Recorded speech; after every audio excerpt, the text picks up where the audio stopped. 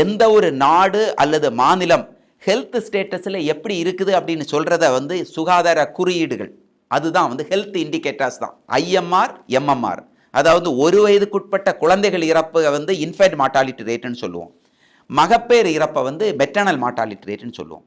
So இந்த 2 health indicators ரொம்ப சென்சிட்டிவான இது. ஒரு ப்ரெஸ்டேஜ்னு வச்சுக்கோங்க, இல்லை வந்து அந்த கண்ட்ரி வந்து ஒரு சுகாதார கட்டமைப்பு எப்படி இருக்குதுங்கிறத எடுத்து காட்டுறது எல்லாமே இந்த 2 தான். ஸோ அப்படிப்பட்ட அந்த இண்டிகேட்டர்ஸை வந்து அச்சீவ் பண்ணுறதுல தமிழ்நாடு வந்து ரொம்பவே முன்னேறிட்டு வர்றோம். இப்போ 54க்கு வந்துட்டோம். National average 97. Health secretary madam வந்து அதை வந்து இன்னும் கீழே குறைக்கணும் அப்படின்னு ஆவலோட இருக்கிறாங்க. அதை ஒட்டி தான் வந்து அவங்க வந்து வார் ரூம் இந்த மாதிரி விஷயங்கள்லாம் பண்ணுறாங்க.